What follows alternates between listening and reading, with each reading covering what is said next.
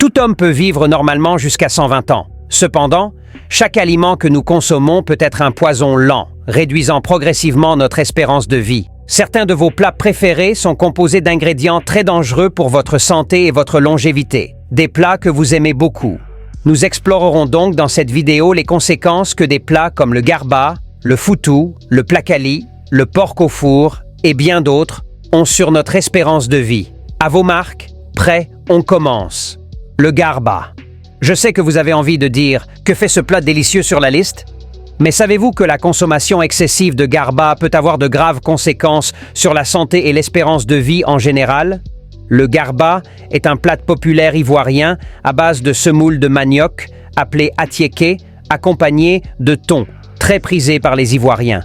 Il contient également des piments frais hachés, des tomates et des oignons, ainsi qu'un bouillon cube composé d'ingrédients tels que le sel iodé et le glutamate monosodique, MSG. La friture du thon ajoute des matières grasses saturées et des calories supplémentaires, ce qui peut contribuer à un apport calorique excessif et à un risque accru de prise de poids. Le bouillon cube peut contenir des ingrédients tels que le sel, le sucre et le glutamate monosodique, MSG, qui peuvent augmenter la consommation de sodium et de calories, ainsi que provoquer des réactions allergiques chez certaines personnes.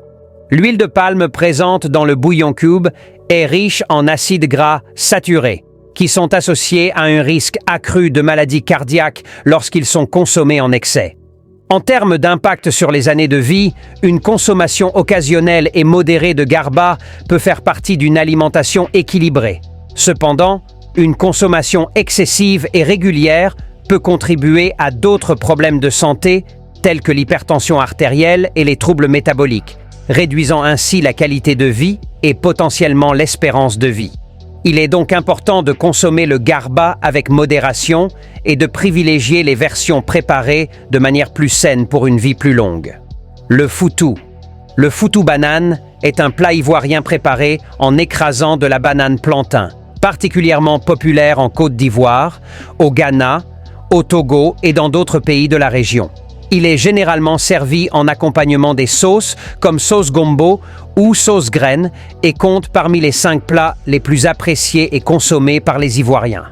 Le foutou contribue au bien-être, étant une source essentielle d'énergie pour l'organisme grâce aux glucides issus de la farine de manioc ou de banane plantain. La farine de manioc ou de banane plantain utilisée pour préparer le foutou est riche en fibres alimentaires, favorisant ainsi la santé digestive en améliorant le transit intestinal. Cependant, une consommation excessive et régulière de foutou peut avoir des effets néfastes, notamment en favorisant un gain de poids non désiré, surtout lorsqu'elle est associée à un mode de vie sédentaire. Les glucides présents dans le foutou peuvent entraîner une augmentation de la glycémie lorsqu'ils sont consommés en grande quantité, ce qui doit être surveillé par les personnes atteintes de diabète ou celles qui contrôlent leur taux de sucre sanguin. De plus, si le foutou est consommé avec des sauces riches en matières grasses saturées ou en sel, cela peut accroître le risque de maladies cardiaques et d'hypertension artérielle. En résumé, une consommation modérée de foutou à base de banane plantain peut potentiellement contribuer à une bonne durée de vie. Cependant, une consommation excessive, surtout associée à un mode de vie sédentaire, impliquant de longues périodes d'inactivité physique, peut avoir des effets négatifs sur la santé et donc sur les années de vie. Le plakali. Le plakali est un plat traditionnel ivoirien préparé à partir de farine de manioc fermentée. Il est souvent dégusté avec des sauces ou des soupes épaisses, comme la sauce graine. Le plakali est apprécié pour sa texture gélatineuse et sa saveur légèrement acide. C'est un plat délicieux. La fermentation de la farine de manioc peut favoriser la croissance de bactéries bénéfiques pour la santé intestinale, contribuant ainsi à une meilleure digestion et à une absorption plus efficace des nutriments. De plus, la farine de manioc utilisée pour préparer le plakali est riche en fibres alimentaires, essentielles pour une bonne santé digestive. Les fibres aident à réguler le transit intestinal et peuvent réduire le risque de problèmes tels que la constipation. En conclusion, le plakali ne présente pas de nombreux effets néfastes sur la santé lorsqu'il est consommé avec modération. Il peut donc faire partie d'une alimentation équilibrée, en accompagnement d'autres aliments nutritifs. Toutefois, il est important de le consommer avec modération et dans le cadre d'un mode de vie sain. Porc au four. Si vous mangez du porc au four, Voilà ce qui pourrait vous arriver. Appréciée par de nombreuses personnes pour son goût distinct, la viande de porc est classée comme la plus consommée au monde. Bien que ses qualités nutritionnelles soient très intéressantes, surtout pour le porc au four très prisé en Côte d'Ivoire, cette viande reste tout de même critiquée en raison de ses effets sur la santé. La consommation de viande de porc mal cuite ou crue augmente le risque de trichinose, une maladie parasitaire causée par un ver, la trichine. Généralement, cette maladie reste silencieuse au début, mais peut se manifester par une diarrhée ou des douleurs abdominales. Par la suite, d'autres symptômes plus visibles peuvent apparaître, tels que la fièvre, des troubles oculaires, des douleurs musculaires et articulaires. Selon une enquête du Consumer Reports, la viande de porc est souvent contaminée par une autre bactérie dangereuse, Yersinia enterocolitica. En effet, d'après les données recueillies, 69% des échantillons de viande porcine crue testés étaient contaminés par cette bactérie. Yersinia enterocolitica peut entraîner de nombreux troubles de la santé, notamment des crampes, de la fièvre, des vomissements, de la diarrhée, ainsi que d'autres problèmes gastro-intestinaux. Il est donc primordial de bien cuire la viande de porc avant de la consommer afin d'éliminer les risques liés à sa consommation. Le dokunu. Le dokunu, principalement composé de pâte de maïs fermentée, offre plusieurs bienfaits pour l'organisme. Le maïs est une excellente source d'énergie. Sa consommation peut aider à maintenir des niveaux d'énergie stables tout au long de la journée. De plus, le maïs est riche en nutriments essentiels tels que les vitamines B, le fer et le magnésium, ce qui réduit l'irritabilité et la nervosité, favorisant ainsi le bon fonctionnement du corps. Par ailleurs, le magnésium présent dans le maïs utilisé pour la préparation du dokunu peut contribuer à réduire les migraines et les maux de tête.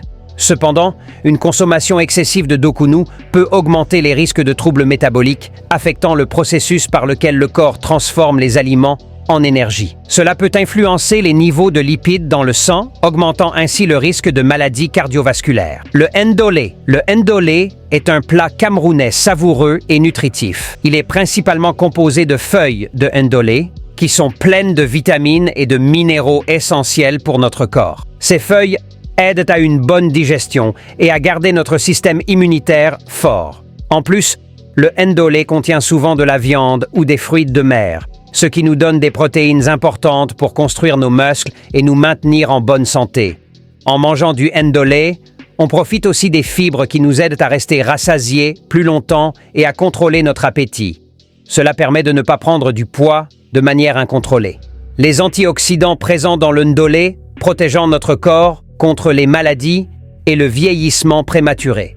Donc, en ajoutant le ndolé à notre alimentation de manière équilibrée, on peut améliorer notre santé globale et peut-être vivre plus longtemps. Mais bien sûr, comme pour tout, il est important de ne pas en manger trop et de le combiner avec d'autres aliments sains. Tchèp.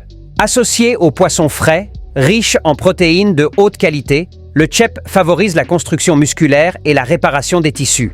De plus, les légumes tels que le chou, les poivrons, les tomates, les aubergines, les gombos et les carottes ajoutent des vitamines, des minéraux et des antioxydants essentiels à votre alimentation. Les épices comme l'ail, le gingembre, les piments et le cube d'assaisonnement donnent au tchèp une saveur unique tout en offrant des bienfaits pour la santé. Par exemple, le gingembre est connu pour ses propriétés anti-inflammatoires et digestives, tandis que l'ail peut aider à abaisser la tension artérielle et à renforcer le système immunitaire. Cependant, il est important de noter que certains ingrédients, comme le cube d'assaisonnement contenant du glutamate monosodique, MSG, et d'autres additifs, peuvent être préoccupants en grande quantité. Une consommation excessive de ces additifs peut être liée à des problèmes de santé tels que des maux de tête, des nausées et des réactions allergiques chez certaines personnes. Alors, appréciez le tchèp avec sagesse et régalez-vous. Voilà, c'est tout pour cette vidéo. Si vous avez aimé la vidéo, n'oubliez pas de vous la liker, de vous abonner à la chaîne et activer la cloche de notification pour ne plus jamais rater une vidéo. On se dit à bientôt pour une nouvelle vidéo.